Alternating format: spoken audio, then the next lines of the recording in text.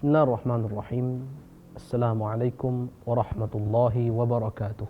Waalaikumsalam warahmatullahi wabarakatuh. Alhamdulillahi thumma alhamdulillah. Wassalatu wassalamu ala sayyidina Rasulillah Sayyidina Muhammad ibn Abdullah wa ala alihi wa sahbihi wa man walah. Wala hawla wala quwwata illa billah. Amma ba'd. Anak-anakku para santri semuanya, kaifa halukum? Alhamdulillah bi khair wa afiyah bi barakati du'aikum. Taib, madza darsuna al-an? Darsuna al-an as-sirah an-nabawiyyah. As-sirah An-nabawiyyah.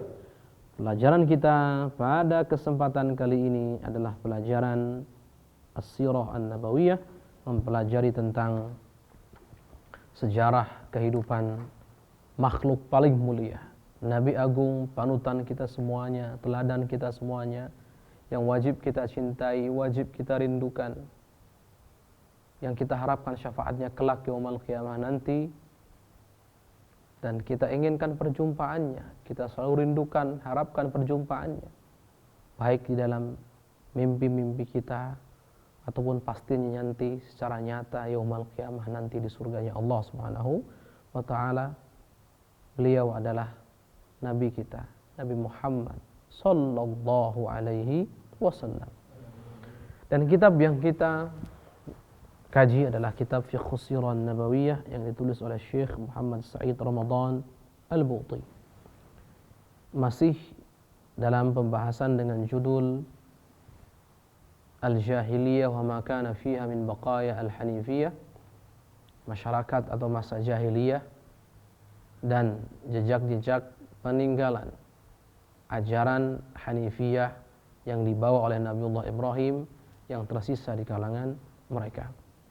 Pada pertemuan yang lalu, pertemuan terakhir kita atau yang paling akhir sebelum pertemuan kita ini, kita telah sama-sama membahas tentang satu fakta bahwa ada sekelompok orang, fakta bahwa ada sekelompok orang, khususnya dalam hal ini orang tersebut adalah seorang orientalis yang memiliki pendapat tentang Islam yang jauh dari yang namanya fakta. Pendapat yang dikemukakannya tidak lain dan tidak bukan, atau bisa dipastikan sumbernya adalah khayalan belaka. Dan pada pertemuan lalu kita sudah singkap dan kita sudah ungkap bahwa pendapat-pendapat yang dikemukakan olehnya tentang Islam tidak sama sekali berdasar, tidak memiliki dalil, dan pendapat-pendapat tersebut ketika atau buku tersebut secara umum, buku yang ditulisnya yaitu Binyatul Fikr Ad-Dini, ketika diterjemahkan dalam bahasa Arab, dan ketika itu beliau menyadari, yang bersangkutan ini menyadari bahwa akan ada orang yang terheran-heran, akan ada orang yang tidak suka, akan ada orang yang merendahkan tulisannya ini karena ini adalah khayalan belaka, maka meminta maaf, kemudian mendatangkan hujjah dengan menukil perkataan Waliullah Dahlawi, yang mana nukilan tersebut penuh dengan manipulasi, penuh dengan kepalsuan, penuh dengan kedustaan, karena menukil tapi tidak amanah sama sekali, menukil dengan mencampur adukan atau menukil dengan memutar kata-kata agar sesuai dengan apa yang diinginkan. Dan ini kita sudah jelaskan pada pertemuan yang lalu, dan kita sudah bandingkan antara nas asli yang dinukil, yang ditulis oleh Syekh Waliullah Dahlawi dalam kitab Hujjatullah Al-Balighahnya, dengan yang dinukil menurut pengakuan oleh orientalis yang satu ini. Kita sudah jelaskan itu semuanya, perbandingannya, kesimpulannya, apa yang ditulis oleh yang bersangkutan, oleh mustasyrik ini tidak lain dan tidak bukan hanya khayalan, angan-angan, andai-andai belaka. Tidak punya sedikit pun bukti ilmiah yang dapat dipertanggungjawabkan. Bahkan khayalan-khayalan tersebut bertentangan dengan fakta-fakta ilmiah, fakta-fakta sejarah yang sangat kuat dan tidak bisa digoyahkan sama sekali. Baik, kemudian pada pertemuan lalu kami janjikan bahwa akan membahas tentang alasan Syekh Al-Buti Al-Musannif di sini mendatangkan atau menyebutkan apa yang dilakukan oleh mustasyrik yang satu itu, yang sudah kita sering, yang bernama Jeb itu, dan kedustaan-kedustaannya. Sebetulnya untuk apa? Apakah untuk kita berargumen, munaqasyah, adu argumentasi? Enggak perlu. Sesuatu yang sudah jelas kebatilannya tidak perlu didebat lagi. Cukup datangkan fakta, selesai.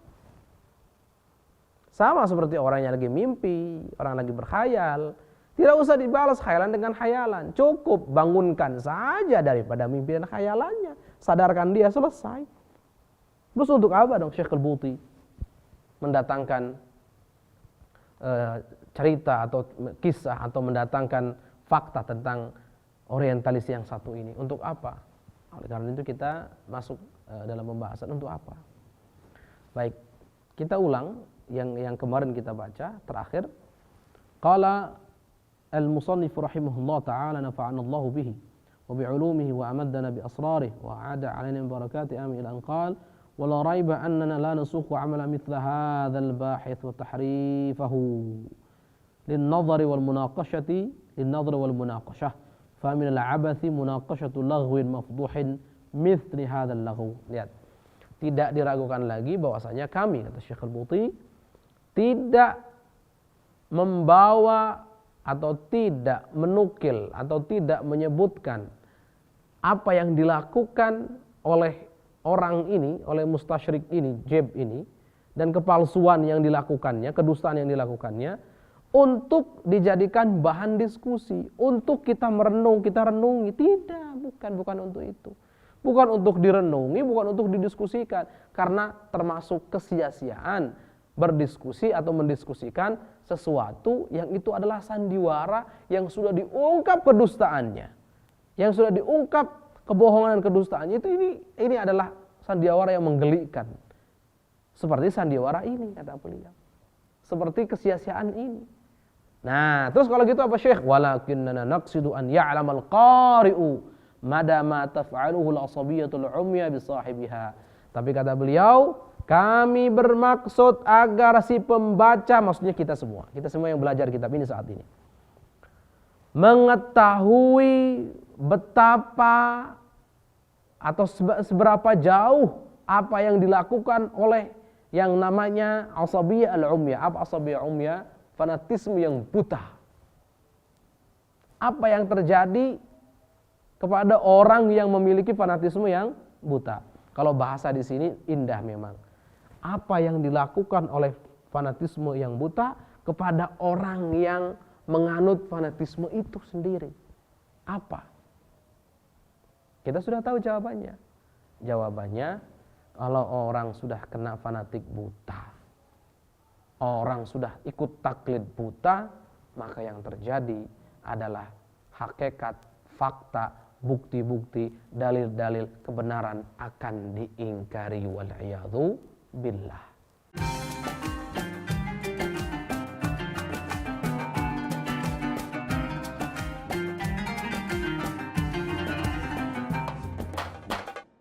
Mau menyaksikan kajian Buya Yahya tanpa biaya internet?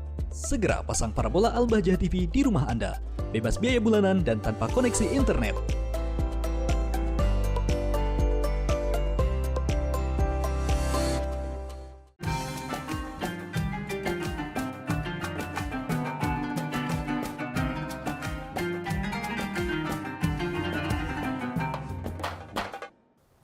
Baik, mungkin ada yang bertanya dan berpikir bahwa, nah, bukankah dalam Islam juga ada taklid? Bukankah dalam Islam juga ada yang namanya ikut-ikutan? Baik, ini perlu sedikit disinggung permasalahan taklid dan ikut-ikutan ini. Ketahuilah bahwa Islam prinsipnya yaitu akidah. Dalam perkara prinsip dan dalam perkara akidah, yang namanya taklid itu tidak diperbolehkan sama sekali. hukumnya haram. Dalam hal perkara keyakinan, meyakini alam semesta ini ada penciptanya, yaitu Allah Subhanahu wa taala, memiliki sifat-sifat kesempurnaan. Kemudian Rasulullah itu adalah rasul yang sesungguhnya dari Allah Subhanahu wa taala, memiliki sifat-sifat kesempurnaan sebagai seorang nabi dan rasul. Itu semuanya keyakinan-keyakinan ini harus didapatkan oleh diri kita sebagai umat Islam, sebagai muslim yang bersandarkan keyakinan tersebut kepada dalil. Harus, tidak bisa tidak. Ustadz, apa yang terjadi kalau seandainya ada orang punya keyakinannya benar tapi tidak berdasarkan dalil, Ustadz? Keyakinan kuat betul tapi tidak berdasarkan dalil. Maka keyakinan ini kuat ini ada gambarannya begini. Kapan seseorang disebut muqallid? Muqallid itu muqallid dalam akidah ketika dia punya keyakinannya sama. Bedanya tidak memiliki dalil. Bedanya itu saja, tidak memiliki dalil, itu muqallid. Tapi keyakinannya kuat. Kalau keyakinannya lemah, contohnya dia mengikuti seseorang, contoh. Ikut-ikutan begitu. Dan ketika orang tersebut memiliki keyakinan yang berbeda atau keluar dari keyakinannya, kemudian dia ikut orang tersebut, itu bukan muqallid dalam akidah namanya. Bahkan taklidnya pun tidak sah, itu enggak ada iman sama sekali, enggak ada keyakinan sama sekali itu. Yang disebut muqallid di sini yang ikut-ikutan dalam akidah, yang tidak diperbolehkan tadi hukumnya, yang haram menurut jumhur ulama, maksiat hukumnya kalau orang tidak melakukan nazar, tidak mencari, tidak menggunakan akal pikirannya untuk menemukan kebenaran, dalil daripada keyakinan yang dia miliki, maka dia berdosa. Itu yang seperti apa? Yang punya keyakinan kuat, hanya saja tidak punya dalilnya. Ini namanya muqallid. Kalau orang nggak punya keyakinan, benar-benar hanya ikut-ikutan, apa kata dialah, saya emang nggak ngerti, pokoknya terserah dialah, saya emang nggak ngerti, nggak ada keyakinan, nggak ada, pokoknya saya mau ikut dia. Kalau dia A, dia B, ini bukan muqallid dan ini nggak sah imannya sama sekali, ini sepakati. Ya, ini dalam akidah, ingat, dalam Islam, dalam perkara akidah yang sifatnya pokok tidak boleh ada namanya taklid. Bahkan Al-Imam Al-Laqani beliau mengatakan kullu man qallada fit tauhidi imanu lam yakhlu min tardid, dan setiap orang yang ikut-ikutan dalam tauhid, dalam akidah, maka imannya tidak lepas akan dari kegoncangan, dari keraguan-raguan. Allahu Akbar. Lihat. Maka kita tahu ada pendapat, Masya Allah, Imam Sanusi memandang bahwasanya muqallid itu ya imannya tidak sah. Cuman ini bertentangan tentunya dengan pendapat jumhur ulama bahwa orang yang bertaklid imannya tetap sah, keyakinan tetap dianggap karena dia yakin dia tetap sah. Hanya saja dia berdosa karena dia tidak menggunakan nazar, untuk menggunakan akal pikirannya, tidak berpikir untuk menemukan dalil yang yakin dari keyakinannya. Ini urusan akidah, selesai. Urusan akidah. Adapun urusan al-furu' al-fiqhiyah, maka manusia dibagi menjadi dua. Nah, maka manusia dibagi menjadi dua. Ada golongan manusia yang mampu untuk menyimpulkan hukum langsung dari sumbernya, yaitu kitab, sunnah, ijma' dan qiyas. Ini sumber yang disepakati, tentunya masih ada sumber-sumber yang lainnya yang mukhtalafun fiha, masadir al-mukhtalaf fiha. Maka orang ini wajib hukumnya berijtihad, mengambil langsung dari kitab dan sunnah dan ijma' dan qiyas, langsung mengambil. Tapi ada orang dia tidak mampu untuk menyimpulkan, untuk ngambil langsung, beristimbat langsung dari kitab dan sunnah, dari sumber aslinya. Apa yang dia lakukan? Fas'alu ahla dzikri in kuntum la ta'lamun. Ikut tanya orang yang ngerti kalau kalian tidak mengerti. Maka di sini taklid namanya. Taklid dalam fikih. Taklid dalam fikih bahkan hukumnya wajib bagi yang tidak sampai derajat ijtihad. Karena fikih itu furu' cabang, akidah asal. Ini harus diperhatikan, berbeda. Ini akidah kita jelas. Makanya yang dibahas ini apa sih oleh mustasyrik ini, oleh kaum orientalis ini urusan akidah, keyakinan. Urusan keyakinan dalam Islam enggak ada namanya taklid. Tidak diperbolehkan namanya taklid. Nggak ada, tidak diperbolehkan. Ingat. Ya. Cuma jadi jangan salah difahami bahwa semua orang harus istihad. Istihad bab apa? Kalau bab furu' al-fiqhiyah, maka yang beristihad yang wajib adalah yang sampai derajat istihad, yang mampu mengeluarkan hukum langsung dari kitab dan sunnah. Yang tidak mampu, wajibnya adalah bertaklid. Ini pendapat jumhur ulama yang sangat kuat sekali. Dan taklid itu dasar dalilnya diantaranya ada fas'alu ahla dzikri in kuntum la ta'lamun. Ikut tanya orang yang ngerti, yang tahu, kalau kalian tidak tahu. Allah. Baik. Jadi Islam sangat rinci, menempatkan segala sesuatu pada tempatnya. Itulah Islam. Kita lanjutkan. Baik. Kama nuridu an yaqifa ala haqiqatihi ma yatamashdaqu bihi ba'dun nas min manhajiyatil ba'th wa mawdu'iyyatihi lada ulama'il gharb thumma mada ma yaf'aluhu at-taqlidu adh-dhalilul a'ma bi ba'dil muslimina anfusihim. Allah. Seperti yang kami inginkan, kata Syekh Al-Buti, agar si pembaca, maksudnya kita semua yang mempelajari kitab ini, menemukan hakikat. Menemukan suatu hakikat apa itu? Hakikat apa yang dimaksud? Hakikat apa yang yatamasydaq. Yatamasydaq itu jadi yang mereka omongkan gitu loh. Yang mereka tamasydaq itu ngomong yang banyak gitu, yang enggak benar gitu loh. Bihi ba'dun nas, yang diomong oleh sebagian orang dari manhajiyah bahats mawdu'iyah. Mawdu'iyah itu artinya yang objektif, yang dimiliki oleh ulama, artinya oleh ilmuwan barat. Perhatikan. Ini agar kita semua tahu. Lihat loh, ilmuwan barat itu kalau perkara agama itu yang mereka lakukan. Mana yang namanya manhajiyah? Mereka enggak punya manhajiyah. Apakah ikut al-faradhiyat, al-iftiradat, itu namanya ikut hipotesa, ikut andai-andai, ikut khayalan, itu namanya manhajiyah ilmiah? Tidak, semua orang punya khayalannya. Semua orang bisa untuk berandai-andai. Mana ilmu? Tidak, sama sekali bukan ilmu. Ilmu itu kesesuaian dengan harus ada kesesuaian dengan fakta, bukan dengan khayalan. Lihat, ini agar kita sadar, agar tahu. Yang mereka ucapkan tentang ini itu palsu, sudah selesai. Buktinya ini diantara buktinya yang sudah kita bahas ini dalam tema ini, dan sebelumnya belum kita bahas pula. Dan yang akan datang akan lebih banyak lagi bukti-buktinya.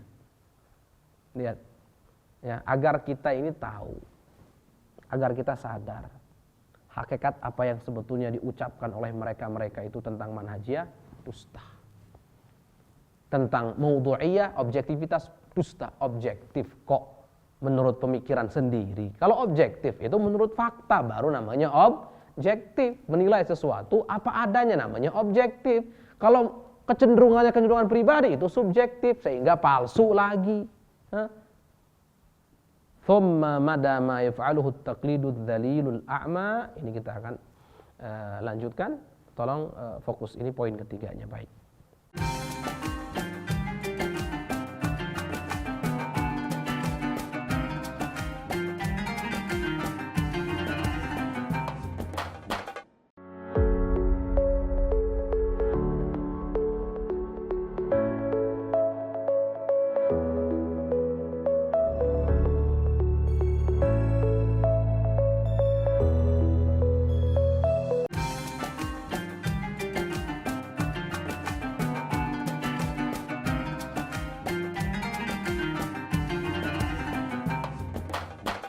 Kemudian beliau mengatakan apa? Tsumma mada ma yaf'alu taqlidu dzalilul a'ma bi ba'd muslimin anfusihim.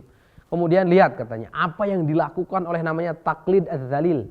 Taklid itu ikut-ikutan yang zalil, yang hina, yang a'ma, yang buta, yang dilakukan oleh sebagian kaum muslimin bahkan. Jadi yang disayangkan oleh beliau, sudah tahu bahwasanya mereka kaum orientalis, mereka ilmuwan barat, kalau berbicara tentang Islam tidak objektif, itu pertama, kemudian tidak ilmiah sama sekali, itu kedua.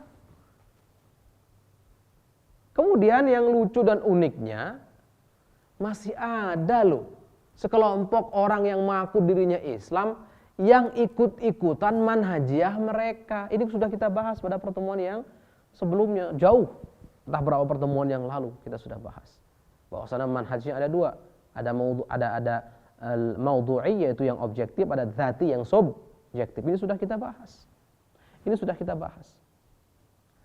Jadi yang beliau sayangkan di sini bahwa kenapa sih kok masih ada orang muslim yang ikut-ikutan. Husnudzon kita mereka kena fitnah. Husnudzon mereka kena fitnah. Itu husnudzon mereka. Sehingga kita berdoa agar siapapun yang kena fitnah manhajiyah palsu yang sering didengung-dengungkan oleh ilmuwan-ilmuwan barat tentang Islam yang tentunya palsu, pemikiran-pemikiran yang dinisbatkan kepada Islam yang tentunya palsu, kita berdoa agar diselamatkan dari fitnah ini, diangkat dari fitnah ini. Baik. Kita lanjutkan, idzan faqad adrakta haqiqatal alaqa bainal Islam wal fiqh al-jahil alladhi kana sa'ilan ladal Arab qabla dhuhuri.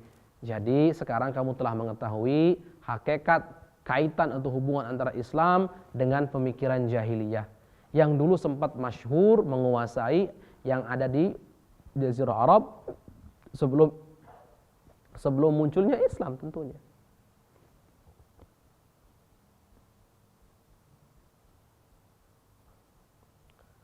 Kama adrakta al-alaqa bain al-asl al-jahili wal millat al-hanafiyyah allati kana qad bu'itsa biha Ibrahim alaihissalam. Seperti halnya kamu sudah mengetahui hubungan antara asr jahili, masa jahiliyah, dengan millah al-hanifiyah, dengan ajaran Nabiullah Ibrahim. Ajaran Nabiullah Ibrahim. Nah, kan kita sudah tahu, kita sudah belajar bahwa hakikatnya kaitan agama Islam dengan fikr al-jahili, dengan pemikiran-pemikiran jahili atau keyakinan-keyakinan masyarakat Arab jahiliyah, kita tahu hubungannya. Islam datang untuk mengukuhkan yang benar dan memberantas yang sesat.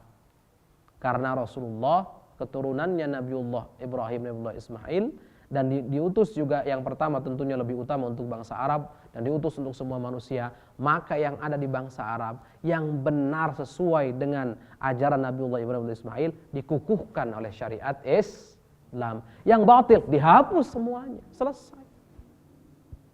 Dan kita juga sudah mengetahui hubungan antara masa jahiliyah dengan millah al-hanifiyah, yaitu agama atau ajaran yang dibawa oleh Nabiullah Ibrahim, bahwa masa jahiliyah dulu, sebelum masa jahiliyah, pada mulanya bangsa Arab semuanya bertauhid, iman kepada Allah saja, bertauhid. Kemudian semakin lama semakin jauh daripada hidayah dan bimbingan agama Nabiullah Ibrahim, Nabiullah Ismail alaihima wa ala nabiyina afdhalus salat wassalam. Kita sudah mengetahui itu. Dan ketika Rasulullah diutus, masih ada sisa-sisa ajaran atau peninggalan Nabiullah Ibrahim yang masih diamalkan, dipraktekkan oleh bangsa Arab di zaman jahiliyah. Walaupun cara mempraktekannya salah, tapi asalnya benar, itu dari Nabiullah Ibrahim. Dan inilah yang dikukuhkan, dan itu ternyata yang tersisa tidak sampai 10%-nya. Kini sudah kita tahu sekarang jawabannya. Baik. Wa qad tajallaka min dzalik as-sabab alladhi min ajli aqra Rasulullah sallallahu alaihi wasallam katsiran min al-'adat wal mabadi allati kanat sa'idan lil Arab fi hini annahu algha sa'iraha wa dhaba fi harbi wal qada 'alayha kull madhhab. Baik. Sekarang sudah jelas, nampak jelas untuk kita semuanya, untuk kalian, sebab kenapa Rasulullah mengukuhkan banyak daripada adat atau kebiasaan yang ada di bangsa Arab, dan kenapa juga Rasulullah adat atau prinsip yang ada di bangsa Arab, kenapa juga Rasulullah menghapus banyak sekali kebiasaan yang ada di bangsa Arab. Jadi maksudnya gini, ketika Rasulullah diutus, Arab jahiliyah saat itu punya adat-adat kebiasaan, punya prinsip-prinsip. Ada yang dikukuhkan, ada yang dihapus. Dan kita tahu sebabnya. Apa sebabnya? Yang dikukuhkan, karena yang dikukuhkan ini cocok dengan ajaran yang awal Nabiullah Ibrahim, Nabiullah Ismail, sehingga dikukuhkan karena ini kebenaran. Yang dihapus karena itu kebatil. Intinya gini, yang hak dan yang batil, selesai itu aja. Yang hak kukuhkan, yang batil hapus, itu intinya. Wa bidzalika nakunu qad intahayna min ardi hadhil muqaddimat allati la budda minha baina yadi dirasatina li jawhar as-sirah an-nabawiyyah wa istinbat fiqh wa idhatiha. Oleh sebab itu semuanya kita sudah selesai mempelajari muqaddimat, pendahuluan, prolog sebelum kita masuk pada inti sejarah yang akan kita pelajari, yang harus kita pelajari. Dan juga kita sudah mengambil sebelum kita dan kita sudah ngambil sebagian daripada hikmahnya atau pelajaran yang harus kita ambil. Sudah kita ambil. Wasatajidu khilal abhasan qadim wa zil min al-barahin allati tu'akkidu ma wadahna wa tazidu fi at-tajliyati wal kashfi an haqiqatihi. Dan kamu akan menemukan nanti di pembahasan-pembahasan yang akan datang tambahan atau semakin banyak bukti-bukti dari apa yang menguatkan apa yang kami sampaikan di muqaddimah ini. Yang semakin akan mengungkap mana yang benar, mana yang salah. Udah itu aja, simpel. Ya. Jadi kita terakhir sebelum kita tutup, kita sudah selesai mempelajari muqaddimah. Ini kita siap akan masuk dalam pembahasan yang baru. Kita sudah dari awal belajar tentang pentingnya mempelajari sejarah atau sirah nabawiyah secara khusus dan poin-poin yang akan didapatkan oleh orang yang mempelajari sejarah. Kemudian bagaimana cara memahami sejarah yang benar? Manhaj apa yang harus kita ambil? Kemudian kita masuk pada muqaddimah yang lain, rahasia di balik terpilihnya bangsa Arab, Jazirah Arab sebagai tempat tumbuh kembangnya dakwah Islam pertama kali. Kemudian kita mempelajari juga tentang Muhammadun khatamun nabiyyin. Rasulullah itu adalah penutup para nabi dan kaitan dakwahnya Rasulullah dengan nabi-nabi sebelumnya sudah kita pelajari. Dan yang terakhir ini yang kita bahas dalam beberapa pertemuan terakhir ini adalah tentang zaman jahiliyah dulu dan jejak-jejak peninggalan Nabiullah Ibrahim atau Hanifiyah As-Samhah yang masih tersisa, yang masih diamalkan oleh masyarakat Arab jahiliyah saat itu. Wallahu a'lam. Kita akan masuk insyaallah pada pertemuan yang akan datang pembahasan baru dan inti sudah masuk dalam sejarah. Baik, semoga Allah Subhanahu wa taala memudahkan segala urusan-urusan kita dengan penuh keridhaan dari beliau, dari Rasulullah sallallahu alaihi wasallam pula, dan semoga Allah Subhanahu wa taala mewafatkan kita semua dalam keadaan husnul khatimah ala hadhihi niyyah wa la kulli salih al-Fatihah. Bismillah.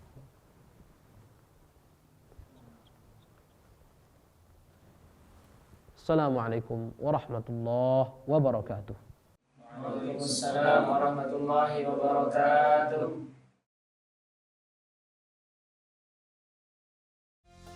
Assalamualaikum warahmatullahi wabarakatuh, sahabat Al-Bahjah TV. Setelah menyaksikan video ini, jangan lupa bersolawat kepada baginda Nabi Muhammad. Shollu ala Nabi Muhammad. Allahumma sholli alaihi wa ala alihi wa sahbihi. Wassalamualaikum warahmatullahi wabarakatuh.